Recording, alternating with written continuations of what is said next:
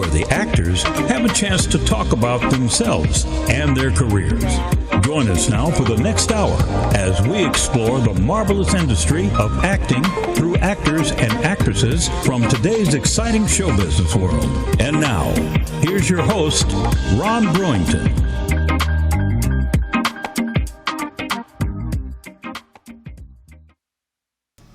Hi, everybody. I'm Ron Brewington, and welcome to The Actor's Choice.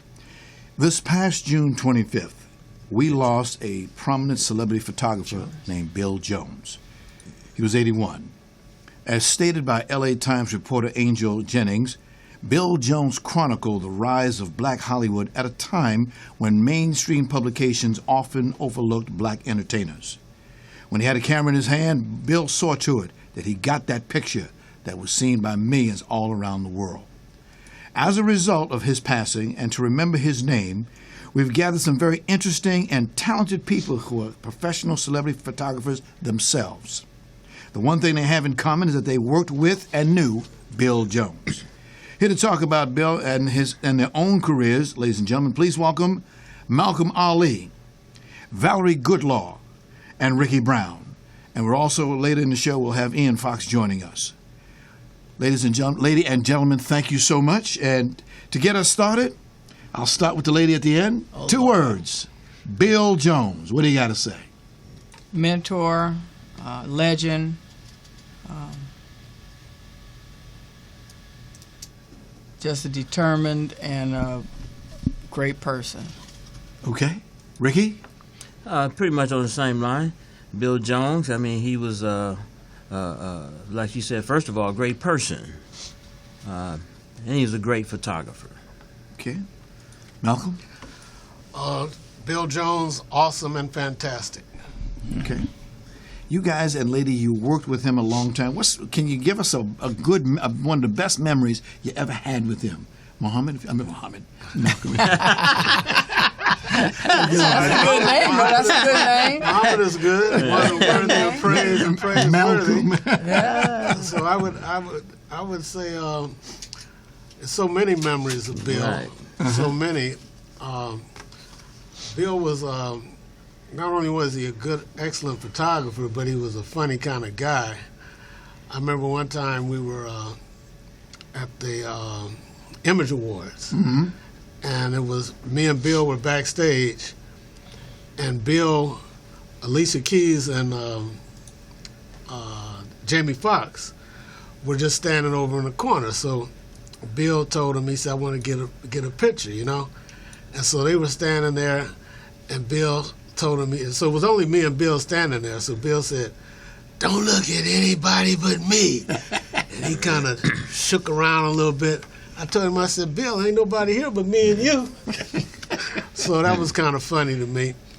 But Bill could also be serious when it came to shooting celebrities. He always knew who he was gonna shoot and what he wanted.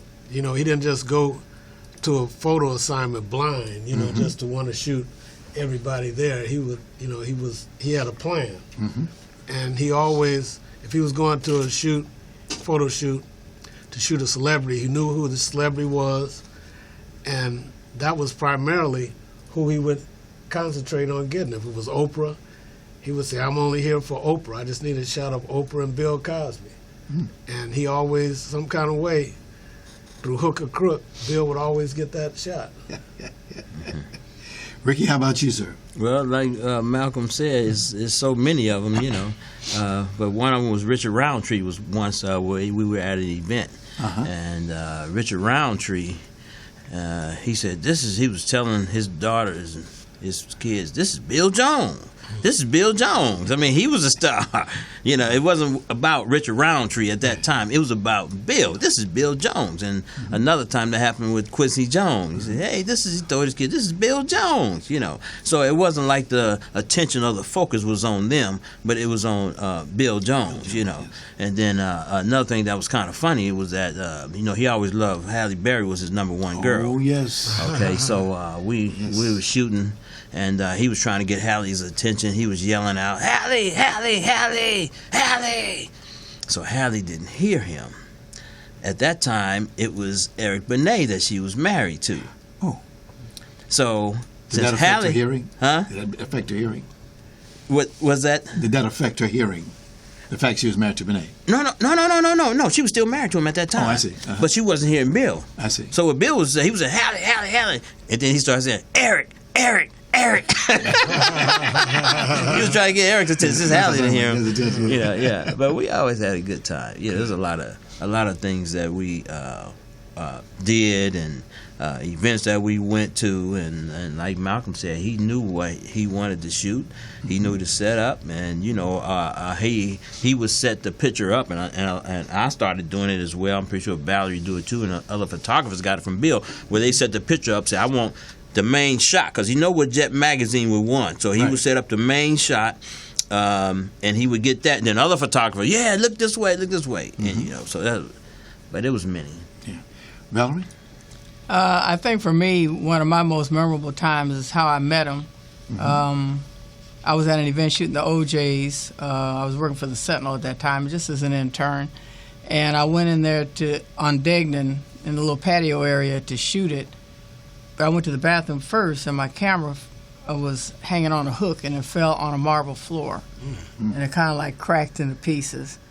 So I was going home because I didn't have that one camera. It was a film camera at that time, and I was walking down the street, and I had heard of Bill Jones. I had never seen him or anything, but when I saw this little man walking up with his camera, I just asked him, I said, "Are you Bill Jones?" He said, "Yeah." He said, "Well, where you going?" I said, "Well, I gotta go back. I gotta go home." I said, "'Cause my camera broke." He said, "Well, you wanna borrow mine? I got another one in the car."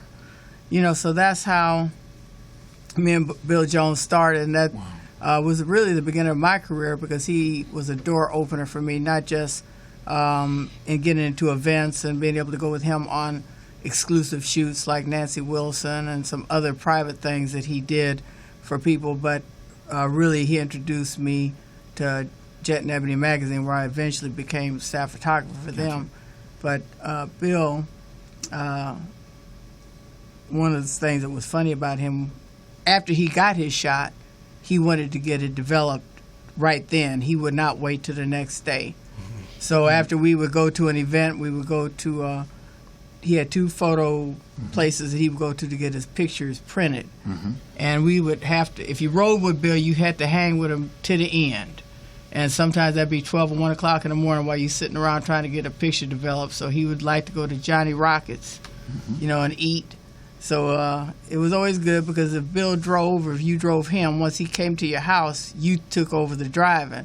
You didn't have to pay for gas or parking or nothing. He took care of all that. So it's always a good thing riding around with Bill, plus all the stuff that I learned on how to get behind the scenes. To say he will be missed is an understatement. Yes, that's like an understatement. Definitely. Yeah. And like Val was saying, as far as development, she was talking about doing film now. Right. But we're in the digital era now, so that's why she said the next day. So we was rolling with him back Thank you then. for that clarification. Yes, doing film. And then even with the digital thing, me and Malcolm kind of started him in that. We told him that you're gonna have to go digital. He didn't want to, but Malcolm, I think, got him his first digital camera. But I was his first editor and color corrector and sender off the pictures. So he would, after we leave an event with his digital camera, instead of going to the photo place, we'd go to my house. Yes. And I would edit all his stuff and make sure that they were ready to go and send them off through email. Got you. Yeah, and then don't forget now, Michelle, his daughter, she was one too. She sent pictures off too. When Bill first started out shooting digital, it was a small camera, the small digital. Not a professional one. It was a small one. He would use that as a backup. He had his film camera still, and then, like I said, Malcolm was his supplier. Not a. Looks like I saw supplying him drugs. Yeah. Make sure you. Malcolm Ali, the cartel guy with a camera. Malcolm. Edit that one out. Cartel camera.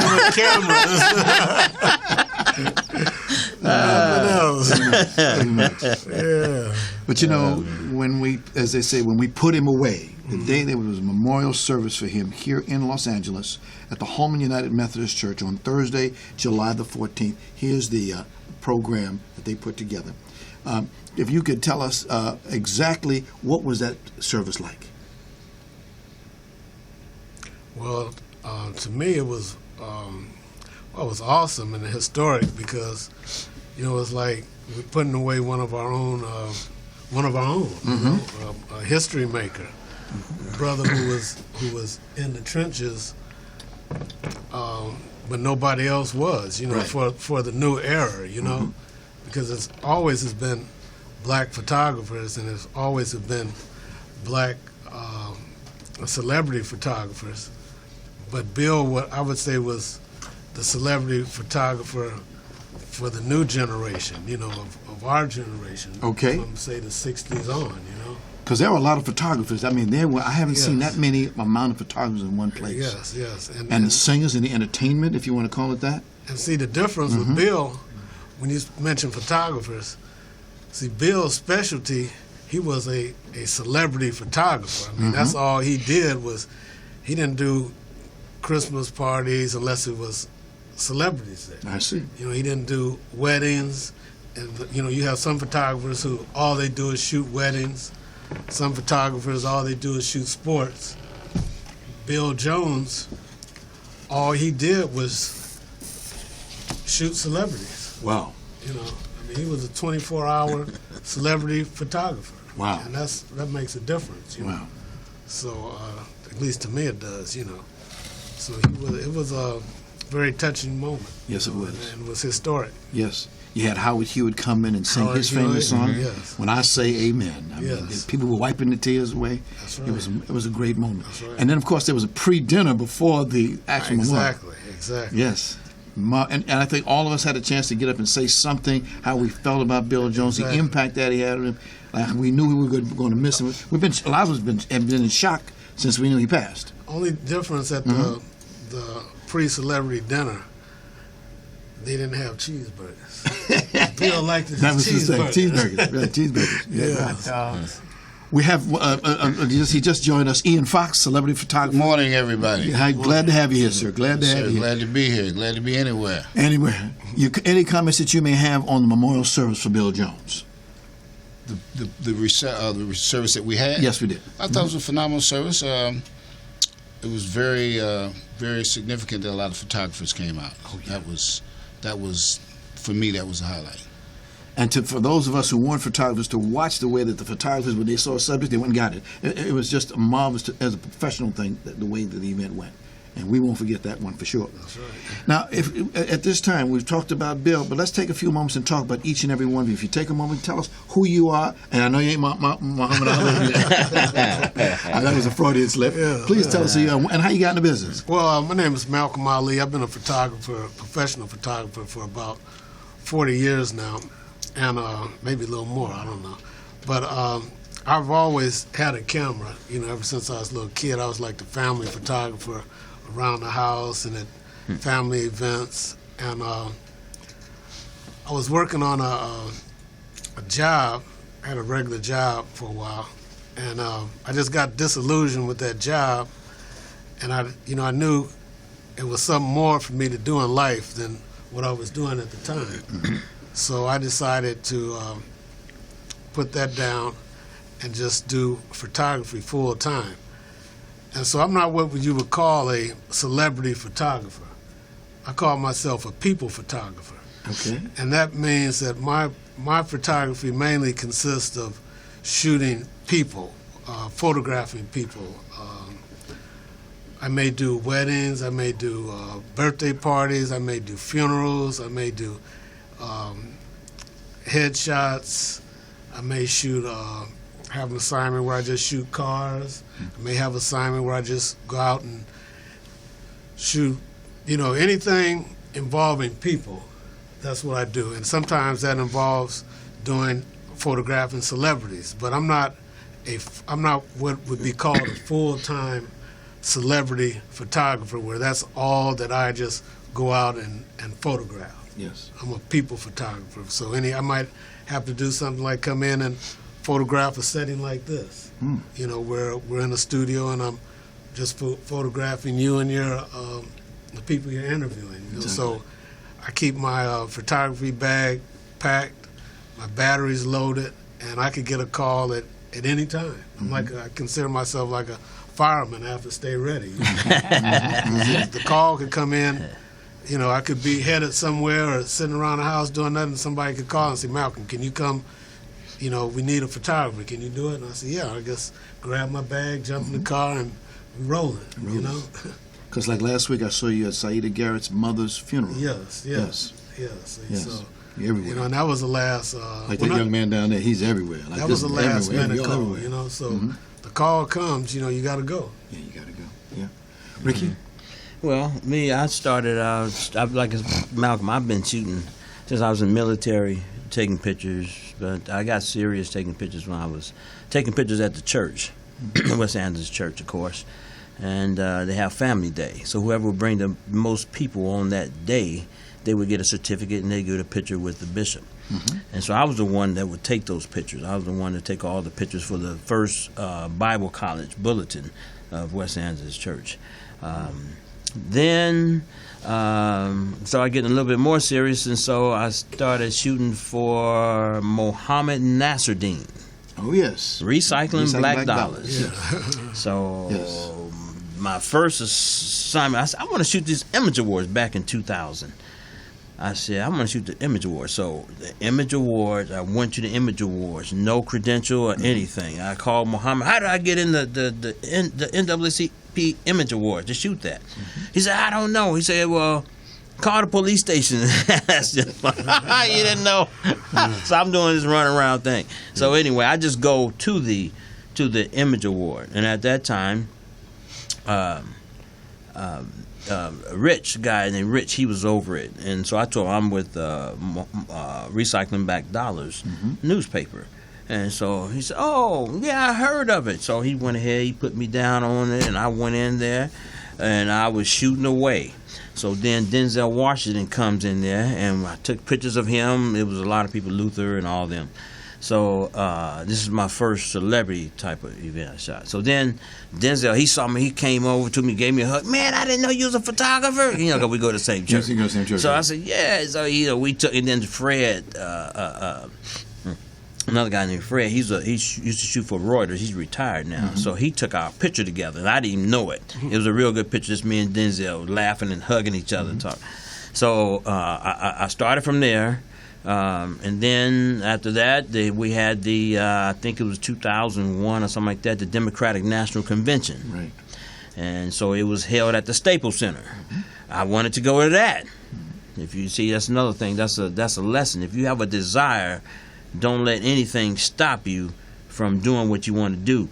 Do that desire. Don't worry, try and figure out the mechanics of it and all that. Just do it, because I wanted to go to the Staples Center and shoot the Democratic National Convention. And so what happened was that Bill Clinton was there, and him and his wife, and Chelsea was there.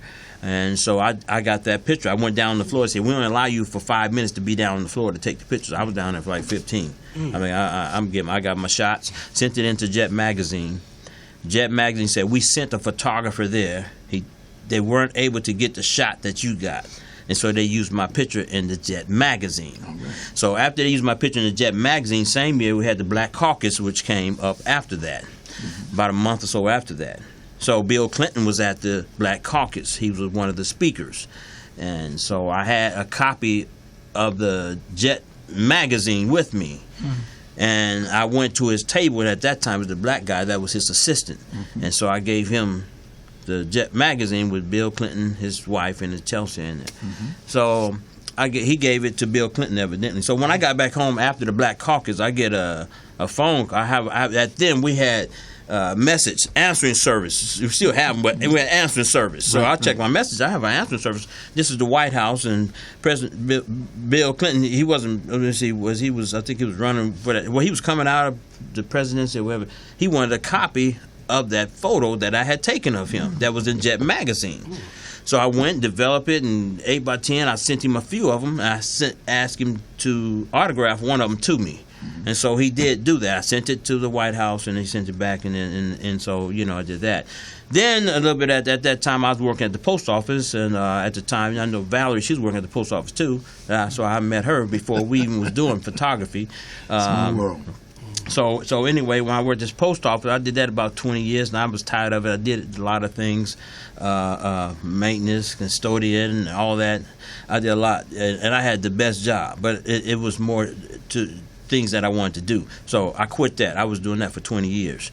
After I quit that, yes, things got rough. It hadn't never always been peaches and cream, but I got an assignment to do from GlaxoSmithKline to do a tour with Magic Johnson. So I did a tour with Magic Johnson for about 4 years, and I went to about 30 different cities, taking pictures because he went talk to the young people in high school and whatnot. And then later on that day, then he would go to a church and he would talk, and then he would talk later on at a hotel. He have a dinner with the doctors and the nurses and take pictures with them, and that's why I would take pictures with him. And so then I would do personal stuff with Denzel, LaTanya Jackson, and all that. So I did a lot of celebrity stuff, magazines, of course.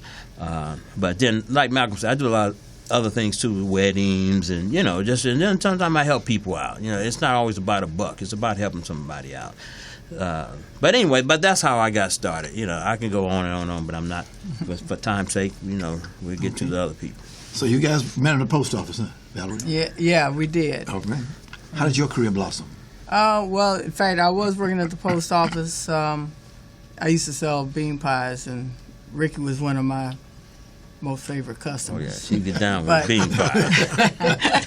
But what happened was she can cook. Oh yeah, she can cook too. That's right. Not only get bean pie, but she can cook. Yeah. Oh yeah.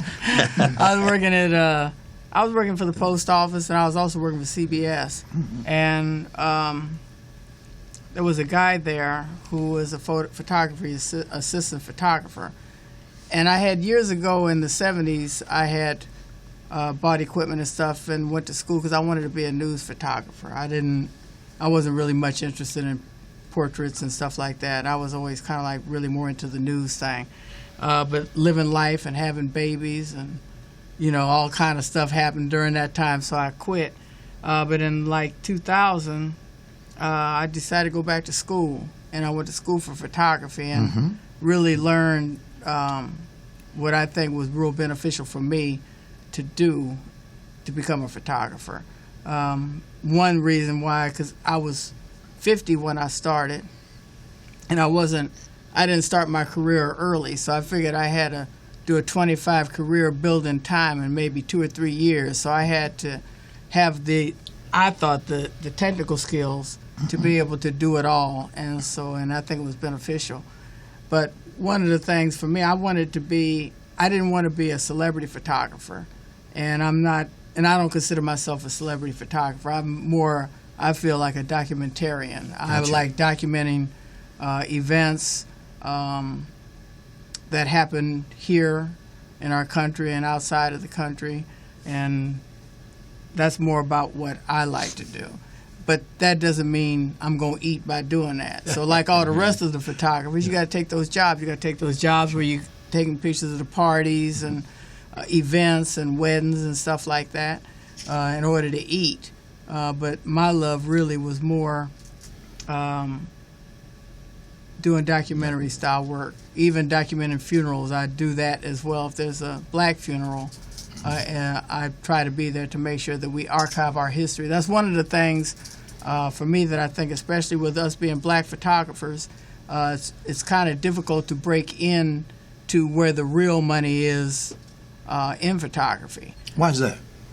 Well, I think that like with Getty Images, Reuters, and all the other big agencies, it's real difficult for us as black photographers to get in to really be able to monopolize on shooting. I mean, if one of the things, you go to an event like, say, it's a black funeral, and the only ones who's allowed to go is white photographers. And you have to find every kind of way you can to make sure that you get into these events, even if it's a funeral or even the Image Awards now. You try to go to BET Awards. What do you call that one? The Grammys, where mostly all black people get awards. We're not even allowed to go into these things. We can't get credentials for them. So us being able to make money in those venues is real hard, so we have to take those jobs to me, I have to take those jobs that's going to feed me because it's so difficult now to get into the other jobs to shoot. Right. So I'm kind of, for me, I think not at the tail end of my photography because I still do shoot, but I'm really trying to get more off into something else right now. Now, you brought a couple of samples with you. Would you show us what those books, the covers of those books that you brought, please? Oh, that's nice. This was a pictorial of, I was part of the traveling press with Barack Obama, so I traveled with him for a year while he was running for president. So this is pictures taken all over the country and outside of the country of him starting his campaign in 2007 and the dance where he danced at the inaugural ball. So that's that. And also, like Ricky, we both were Bishop Blake's photographer from West Angeles Church. And so this book here is, trying to get it right in this thing here. There you go. This book here was a fundraising book for the organization Save Africa's Children. And this is a pictorial of all the trips that were taken to Africa. So this, for me, is the work that I like to do. I like really taking unposed pictures and stuff like that. So this is what I really like to do. These books, both of these books, I didn't shoot with any flash or anything like that. So it was more natural lighting, and I'm more of that type of photographer. Okay. Ian Foxx. Yes, sir. How did you get into this business? Wow. I bought my first camera in 1970. I was in theater, doing theater back in New York City. And I was part of a theater company called the Family Repertory Company. And we used to tour a lot and do various, we'd go to jails, we'd go to churches, we'd go to colleges, etc. And I began by filming our experiences, the theater company. And I just continued to develop after that, so that was my first experience. I had no idea that I was going to be a professional photographer, that it was going to feed me. My interest was in production. I was in the entertainment industry, so I was producing, acting, and managing, and that sort of thing. And I met a gentleman named Herbert Simmons when I came to Los Angeles. I got to Los Angeles in 1976 after starting in New York, going to Seattle, came here in 76. And he was doing his show, and I went to audition for it. But it was kind of disorganized, so I just told him, look, call me when you get it together. So he wound up calling me, and I had a theater on Slauson Avenue. And he called me up and asked me did I want to direct and produce the project. And my intentions was to be the lead actor, but I wound up producing and directing it. And Mr. Simmons was a writer, and he had experience with the newspaper. So to make a long story short, we did this piece called Corner Boy. I produced and directed the piece Corner Boy, and we had the CETA program and all that stuff was running out of my theater. And eventually, we did a home entertainment video of this piece Corner Boy. So in order to sell it, we went to Recycling Black Dollars, and we were looking for them to help us promote it. So Nasreddin gave us a figure. So Mr. Simmons said, for that kind of money, I could start my own newspaper. So we started a newspaper called Turnaround, and I was an entertainment editor. So I used to go out and cover little stories and write little captions and everything for that. And from there, I went to the Watts Times. After that, when we went to Foxx, I went to the Watts Times for about a little over 10 years. And that's when I became associated with all the other photographers, Valerie, Ricky, Malcolm, etc. They were working for various publications. And working for the Watts Times, LA Watts Times, I met Bill Jones. So Bill Jones was doing all of the entertainment stuff. He used to hang out with Bill every now and then. But Bill had kind of like a lock on the celebrity kind of thing. You know what I'm saying? Kind of, he did. Yeah. Can you blame him after what Valerie said about how difficult it is for black photographers to get into the actual shows? He was able to get a lock, and he stayed with it. Well, I mean, it's like, well, he had a purpose. You know, Bill's purpose was he wanted to do the stars. Right. That was his thing. Which is right. You know, because there are outlets for him. I mean, for me, it wasn't that difficult, but I'm kind of like, I like to set my own tones. You know what I'm saying? So, you know, Melanie was saying, why don't you follow Bill? You know, you could, you can take up what Bill left off. Well, hell, I was almost old as Bill, so I wasn't about to, follow Bill, in a sense, Right. So I wound up doing a lot of the community events. I mean, all the politicians, NAACP, all that kind of stuff. I did a lot of that kind of stuff. And you meet people. And I would do like 8 or 9 events a week, so people were like, we see you everywhere. So that was a part of it. You have to be there. And I just think you have to put in the time. You got to, I call it right now, we call it grind it. You got to grind. And those are some of the fruits that you receive from grinding, keep working. But Peggy tail on what Valerie said, what the other said about the exposure or getting these jobs, certain jobs. We're not privy to a lot of the information that, but you got to do research. You got to find out what's happening. You know what I'm saying? You really do. Even if you want to do the Grammys, the Oscars, and all that stuff, there's protocol. And it's a lock because the bigger companies, it's like we were mom and pop photographers. Right. So what happened was the conglomerates came along and buy up the mom and pops so that they can determine, where certain images go. But it's a business. I mean, we know, look, right now it's the media business, which is one of the biggest businesses in the world now because of the images that we see. We're responsible for capturing images. And no one's playing it any better right now than Donald Trump, the media, So learning, the biggest problem we have as photographers, you can shoot anything, but what can you do with it? Yeah, that's it. After you shoot it. Right. You'll have a drawer full of everybody. Right. But it's like making a movie that you watch it at home and nobody sees it. So it's all about finding ways to get our photos out there. Like now we got to do books, we got to do TV shows, you got to do a lot of little stuff because everybody's got a camera. Thank you. Everybody's got a camera. Exactly. So that kind of like cuts into it a little bit. So you have to find other things to do to stay fresh. Right. You understand what I'm saying? Because people got these cell phones get all in your way and everything, and you don't look out, you like. But it's an evolution. I mean, this whole business of photography, when you consider that everything that's sold has a picture on it, so there is no shortage of photos. You just got to find your niche. Yes. Right. And we're all still, obviously, everybody's still trying to develop their niche, and you go up and you move over and do some planes, and you go from there. One thing, as we know, as you guys know, there are 3 different types of photographers. There's the event photographer, the celebrity portraiture, and the paparazzi. Those three type of photographers are out there. We've got a video, just want to show it real quick, about the paparazzi, because every time you always hear about something, it's always the paparazzi. They always say it's their fault. Well, what about the stars? No, they become nobodies who become stars. And when somebody just wants to take their picture, they get upset about it. Can you roll that film, sir, please? Fame comes with a price. Being mobbed by the paparazzi is part of the package, but that doesn't mean celebrities will put up with it.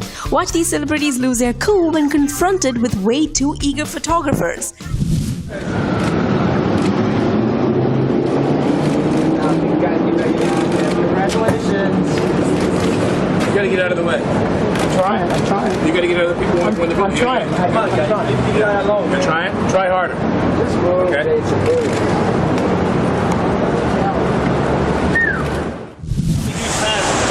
Josh, when are you getting married?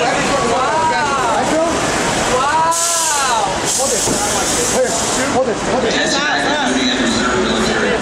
America, yeah.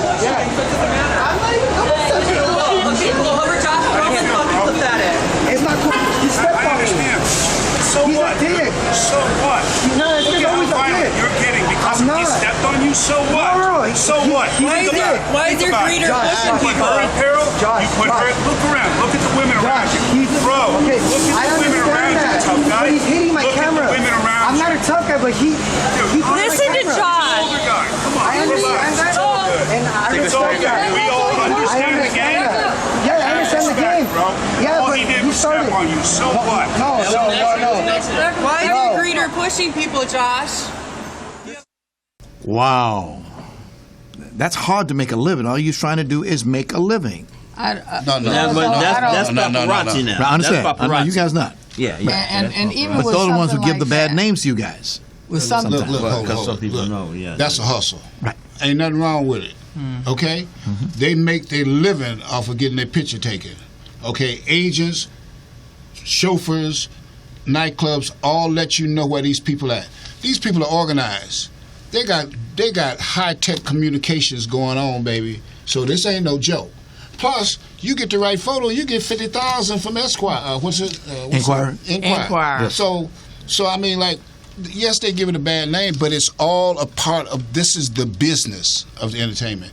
Now, if you can stand it, then you can make some money with it. Now, myself, I wasn't too good at it because, like, when you get pushed around by certain people, I respond a different kind of way. Right. Okay, that's me.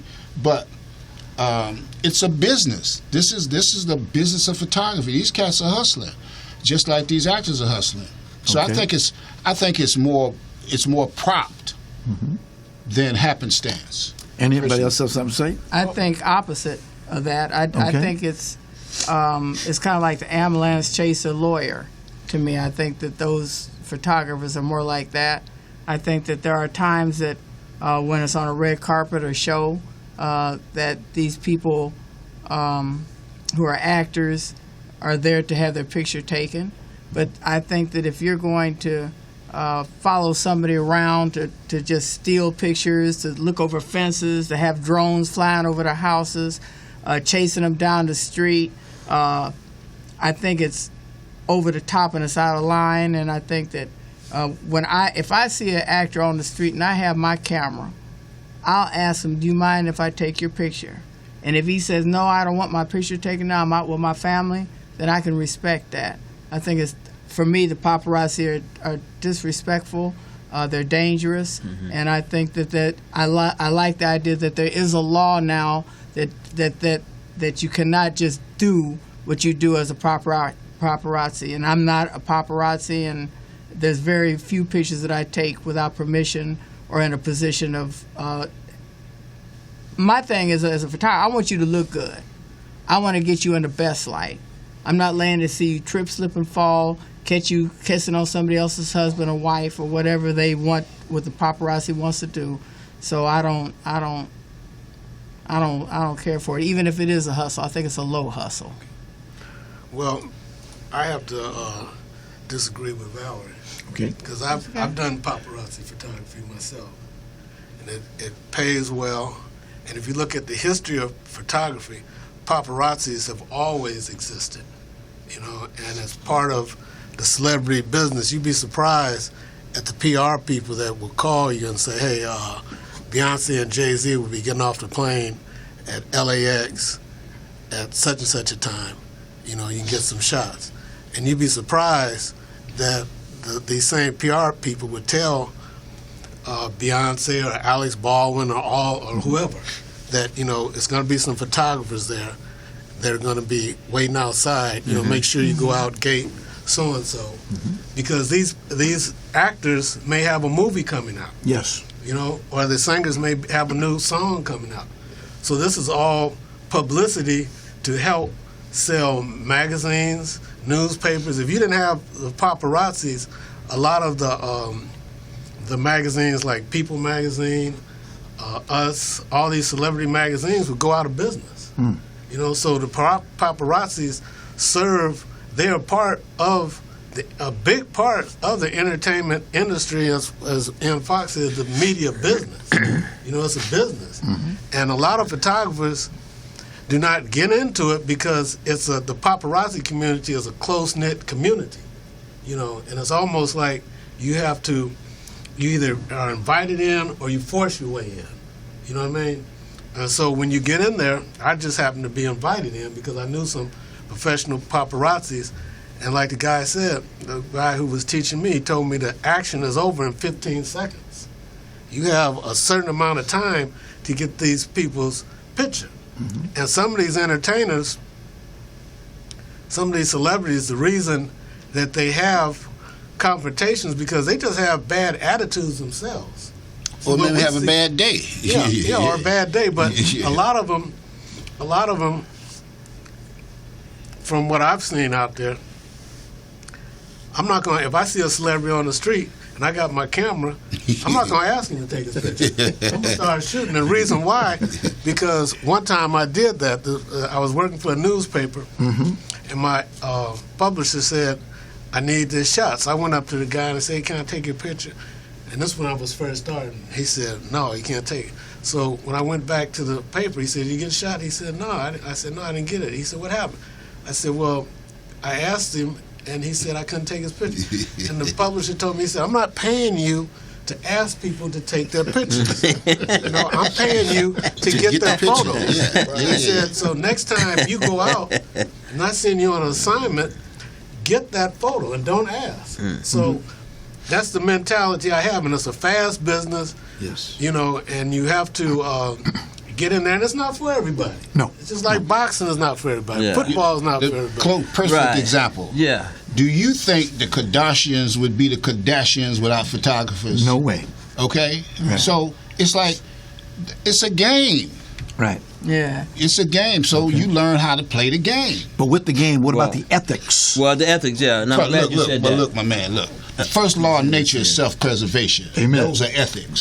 The ethics of the photographer and the celebrity, that's part of the game that they're playing with each other. Yeah, I mean, we're together. Interactive. The photographer knows that he has to run up to this guy and the celebrity knows he's got to get out my face and do this, or some of them will smile and keep on walking and say, have a good day. Check it out. It's like this. Our job depends on when we get hired by people is to get the shot at the events, okay? I'm going to say this. I'm going to say this. I'm going to say the event is different than paparazzi. But you don't ask everybody at an event, can I take your picture? I didn't say that at an event. This is the deal. I was saying if they're on the street and they're No, but I'm just saying, as Princess photographers, Diana, our job is to get the picture. Princess Diana, right? Okay, that's what I call going overboard. Okay, I don't care what nobody say. There, I understand that people shoot to make a living. That's fine, but at the same time, you shouldn't do it like you said, ethics. You shouldn't do it where you're going to put somebody in harm's way or anything like that. Right. Or you really just invade, we take pictures every really day invading on violated. their privacy. Right. Okay. Now that's the way you have to do it. There's ethics involved. It's just like in anything. There's ethics in everything. Right. So the thing is that now with paparazzis too, you have to remember that paparazzis, they have zoom lens, so they don't have to go into the person's face per se. Right. They get you'll think that they're right in their face because they have a zoom lens across the street. The place right there on Robinson, and it's a white picket fence. I don't know if the restaurant is still there or whatever, but that used to be the main spot where all the paparazzi would hang out at, and they'd be across the street waiting with their zoom lens to take the people's picture. And then like Malcolm and I think Ian said as well, a lot of the agencies, they let the paparazzis know, hey, so and so is going to be so and so, because like he said, that gives them publicity. So you have to have contacts. And they have contact. They contact. Yeah. What I want to say is this, and these gentlemen know me that I'm going to get the shot where I go. Right.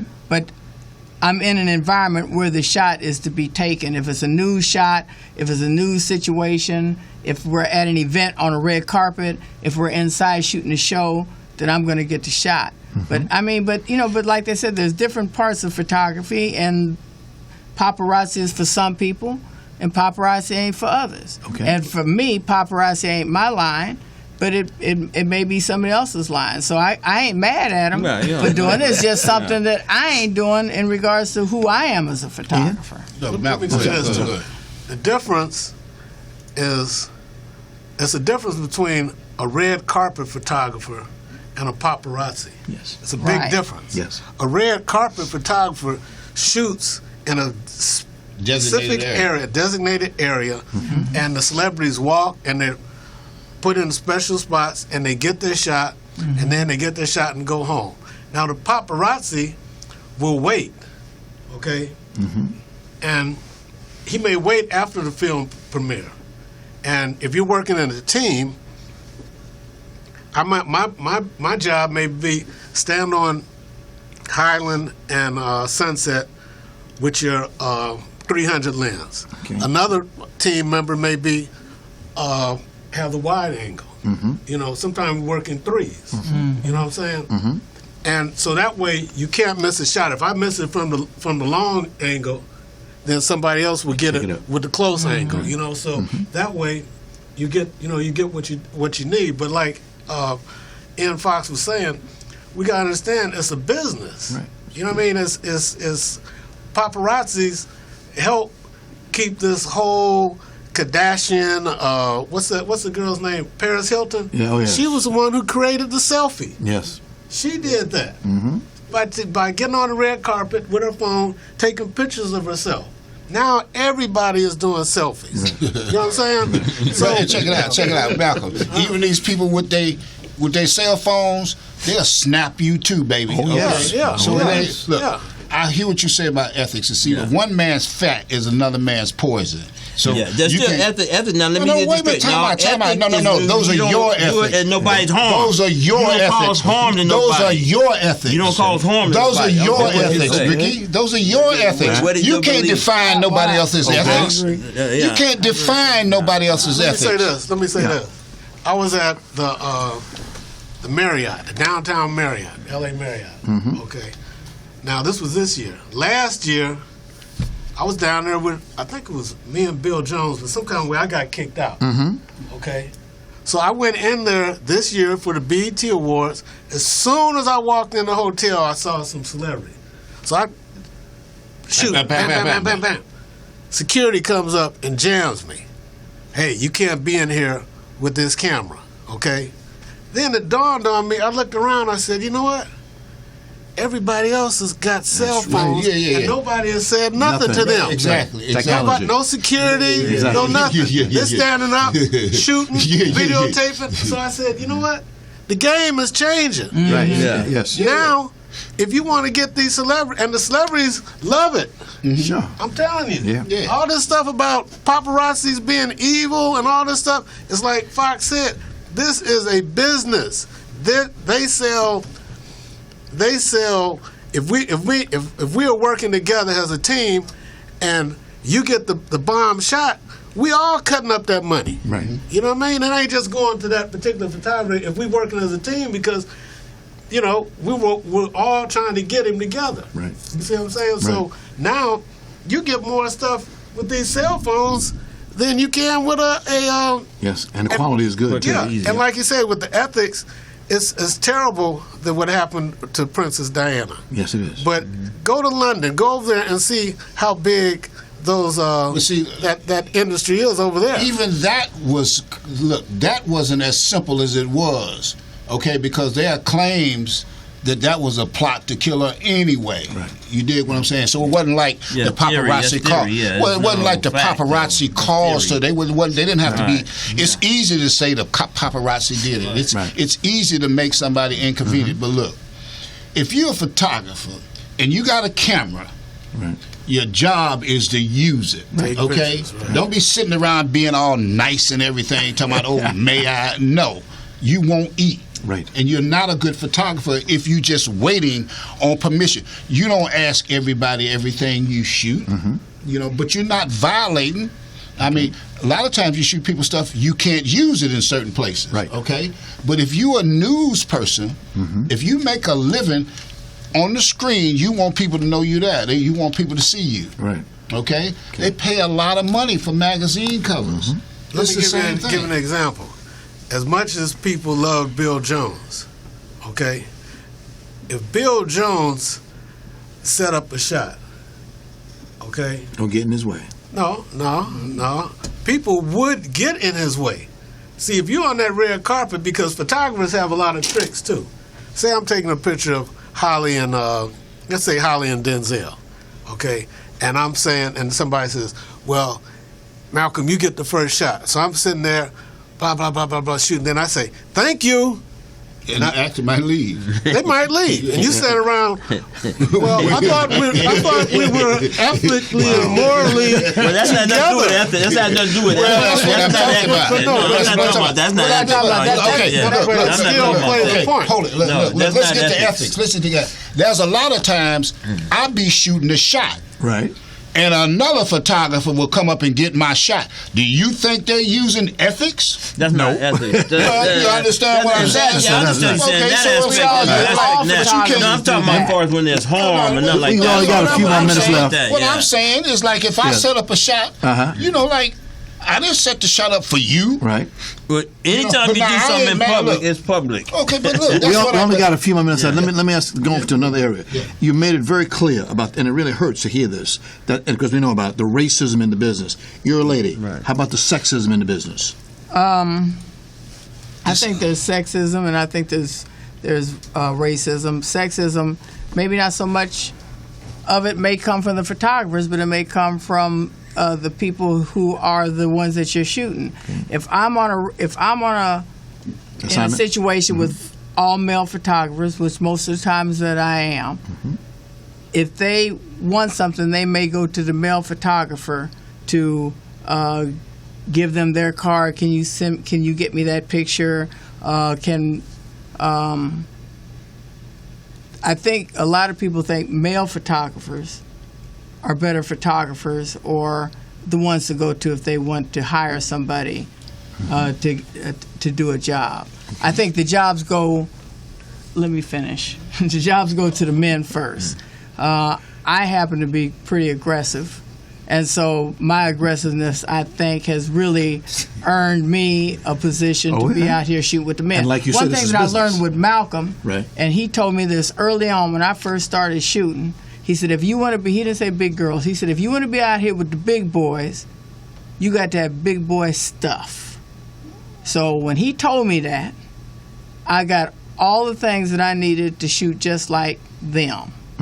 And whether it's pushing my way through a crowd, maybe making sure that I'm able to get the shot along with them, because there are situations where it's not really what you call paparazzi. It may be a news shot, and the pushing and the shoving and stuff goes on.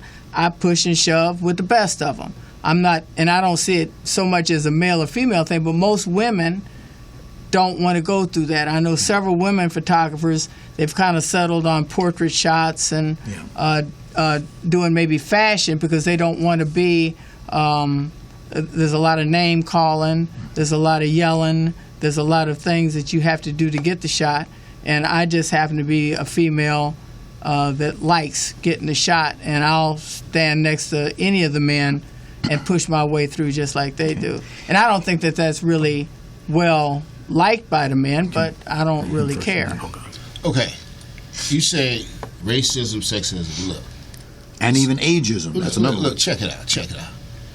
This is the real world, baby. Okay? All of that's been existing, gonna exist. It's just like this. Even if Donald Trump get to be president, you gotta eat. So we're talking about racism and sexism. Right. That's no defense or no. What did that get you? Okay. At the end of the day, you know somebody don't like you. Right. But your job is to do your job. So I don't think that, like, personally, it's like that ain't got nothing to do with it. I mean, the police don't like you. You understand what I'm saying? People don't like you when you come in stores. It's like let's don't be oblivious. No, okay. So the bottom line is we have to continue to find ways to get done what we need to get done. Like she says, like everybody, so you got to be definitive. Okay. From my point. Malcolm? I would say now, what Valerie's saying, you have to put it in proper context, because she's, if I'm correct, she's talking about being on the red carpet. No. Okay, what are you talking about? You talking about just in general? Every time you shoot, you have problems? About in general. If I want to get the shot, I have to the shot do, where? Wherever it is. Wherever it is. I have to do the same thing as the men do if I'm gonna get that shot. But you're a photographer. You're supposed to. What I said was most women don't want to be in the shoving and the pushing game, because if I'm next to Malcolm or if I'm next to Ian Foxx or whoever I'm next to, how about Ricky? Or Ricky, they're not going to say I'm gonna make way so this lady can get in. They're gonna push me just as hard as they push Wait a me. Wait. Let's get a clarity here, please. That's on the red carpet. When we say that was it. When we say pushing, what are we talking about? Because I don't believe in no pushing. I don't do no pushing. There's a lot of pushing. Malcolm, wherever it is I'm shooting. If I'm at a movie, where are you talking about location? Okay. Where are we pushing? Okay. You know, say we're at an event where we're shooting a show. Right. Say we're at show. Okay, like a say the Hollywood Walk of Fame. Walk of Fame. No, like we're shooting the award show. Okay. And we're down in the front. That's No. If it's an award show, It's a red carpet event. It's inside the show, inside the venue, in the front, shooting in a pit, shooting up at the one who's getting an award. I'm not talking about no red carpet. Everybody got a designated spot. everybody don't get into the event to shoot that shot, so that don't even count. What? Okay. Everybody don't get into the pit. Okay. But we're running out of time, folks. Most of the times, I'm the only woman. Am I right? When we go places and we're shooting in the inside, And you use the fact of being the That's only what I woman do. too. And I You make- use it. You front dudes off. What you talking about, Let's girl? we're getting away from feminism. We're getting away from what we came here to talk about. Hold up. But I ain't got no Ian, hold gripe with on that. just a minute. We got 4 minutes I do left. what they do. Let me do this. We came here today to talk about Bill Jones. We got 3 minutes. And photographers too. Right. Would you please take a last few minutes to talk about Bill Jones? Okay, Bill was shrewd. Bill didn't go through the hustle and all that stuff. Bill would go find him a spot and lay Okay. and get shots that no other photographer gets. They got it for Bill. Main reason because they knew when Bill Jones took their picture, Right. that it would wind up someplace significant. Gotcha. So that's what gets you this favoritism, gets photographers favoritism with subjects. They know you, know your work, or you've been there before. Okay, so the average Joe don't get that shot because they don't know you. Right. Yeah, Bill was known, like you said, he would do certain things, certain different locations. But one of the main things that Bill Jones did was that if we were at an event, he would leave the crowd of photographers and he'd go backstage. He'd go beyond his pass where he's supposed to go. And he would get that shot. Yeah. And he'd come back smiling because you know he got that shot when he's smiling. But he went in another place, another location. Yeah. And that's how he got And along his with shot. that, see, Bill was one of the few photographers who had an objective when he went. He knew what he was going to get. A lot of times we just get what's there. Bill was like, he knows the people, right? He knows the people he want to put together. Let me say something. Another thing Bill would do is, as you just witnessed, there was a lot of confusion and static amongst photographers. Oh yeah, always has been. Right here within the studio. Right. So classic. Multiply this out on the red carpet. Right. There's hundreds of people out there, right? So a lot of confusion. Everybody's talking, fussing, arguing, fussing. Bill would look at that, and while we're fussing with each other and arguing and fighting, some celebrity might come, and we're over here fussing, and Bill's shooting. So we lose out because we're dealing with confusion, and Bill is focused on his mission. Right. So my point is that we have to always be focused on what you're there for, and not get caught up in the I shoot this or I shoot that, or the racism or the sexism. What are you there for? Right. If you're there as a photographer, if they let you in there and you black, I don't consider myself a black photographer. I'm a photographer. Okay. You know what I mean? You better be. Anybody else got something to say real quick because we're running out of time? In regards to Bill, yes. One of the things that I really learned from Bill is how to get the shot. And Bill was he was a very mild-mannered person. when he had to be. Okay. But Go ahead. But when Bill wanted something, Right. and if he saw an injustice, Right. Bill would say something. He'd always step up, and so that's one thing that I. Keep talking, Valerie. No, I'm finished. Okay. I'm finished. Okay, I just want to say one thing. Ian, we're out of time. We're out of time. We're one out of thing. time. We're out of time. You gone. Okay. We got time. Okay, now, off the record. We're out of time. We're still in the air. I want to remember Bill Jones. That's why I invite each and every one of you guys down, and lady down here today. I want to thank Malcolm Ali, Ian Foxx, Valerie Goodloe, and Ricky Brown. And always, let's keep in mind, no matter what he did, how he did it, he was Bill Brown. And Bill we really, Jones. really, and there he is up there. Yeah, that's him. him. That's that smile. Okay, here we go. Thank you so much. We'll see you next time. Okay.